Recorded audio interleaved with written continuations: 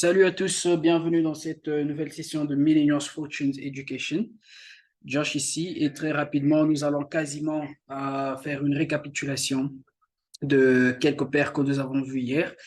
Et ensuite, nous allons bien sûr rajouter deux à trois paires sur notre liste de la semaine et voir bien sûr ce qui est en train de se présenter. Si c'est votre toute première fois de nous rejoindre, n'hésitez pas à cliquer dans le coin bas à droite de votre écran sur la petite cloche de notification pour bien sûr tout le temps être notifié à chaque fois que nous avons une nouvelle vidéo mise en ligne.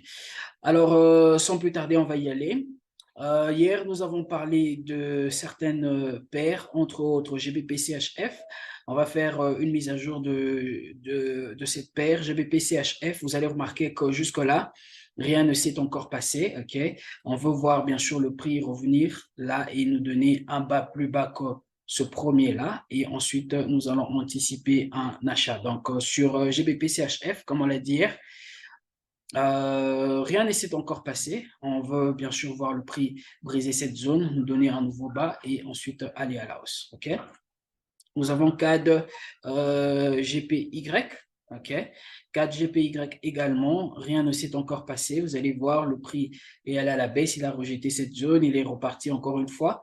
OK? Il se peut qu'il fasse ceci et après qu'il nous redonne ce mouvement-là, ce bas qu'on veut voir, plus bas que celui-là. Et ensuite, nous allons anticiper un achat donc même sur 4 GPY. Pas grand-chose. OK?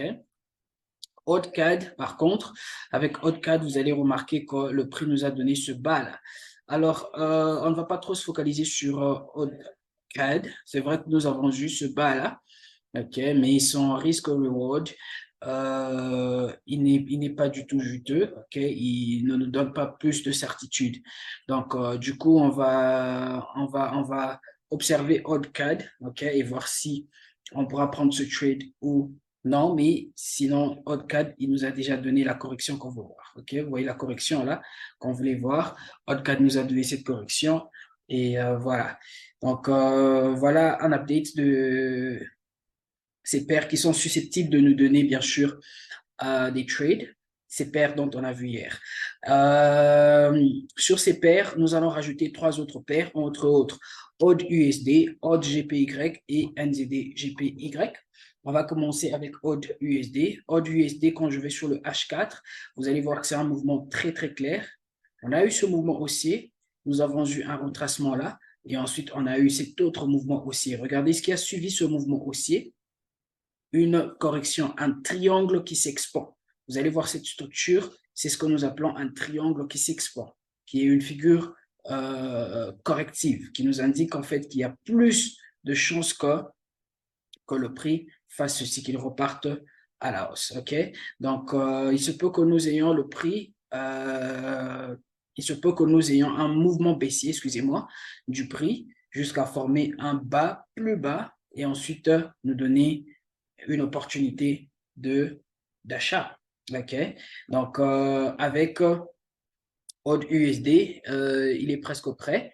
Vous allez remarquer qu'il a déjà créé ce bas-là, un tout petit bas, mais on veut le voir beaucoup plus clair que ça. OK? Et ensuite, anticiper un achat. OK? Vous allez voir, nos lignes rouges sont déjà bien placées. Pourquoi? Parce que nous sommes en quelque sorte prêts avec notre buy stop pour voir bien sûr ce que le prix va nous donner comme opportunité.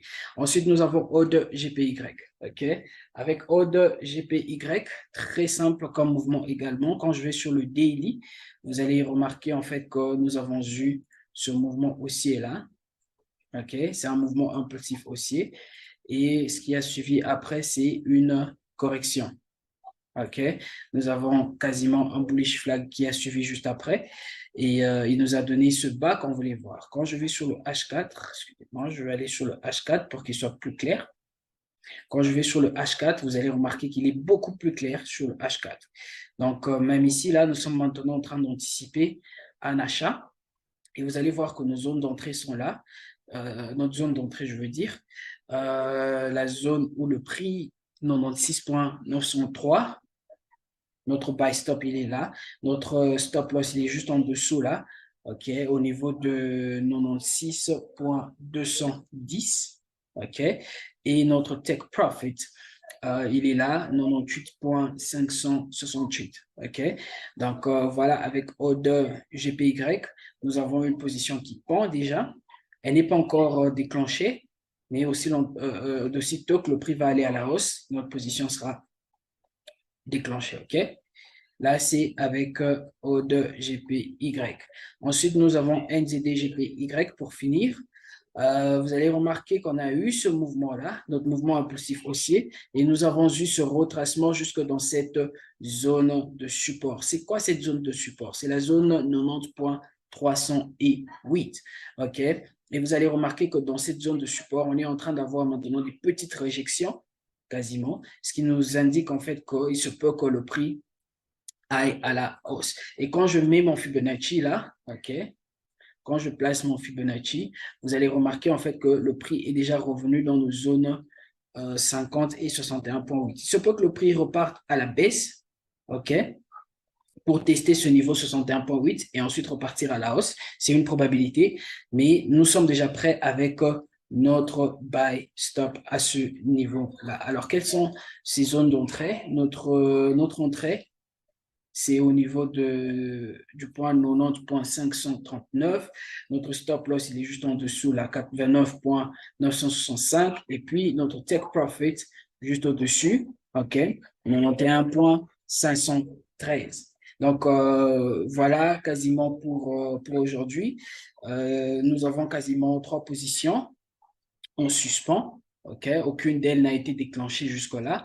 On va voir comment le prix va se comporter. Quant à moi, je nous dis merci encore une fois, que Dieu nous bénisse. Je nous donne rendez-vous demain à la même heure et à très bientôt.